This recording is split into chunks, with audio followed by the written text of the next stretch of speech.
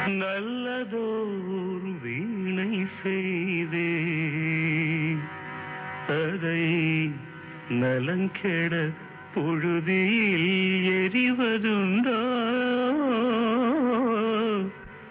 நல்லதோர் வீணை செய்தே சொல்லடி சிவசக்தி என்னை சுடர்மிகும் அறிவுடன் படைத்து விட்டாய் சொல்லடி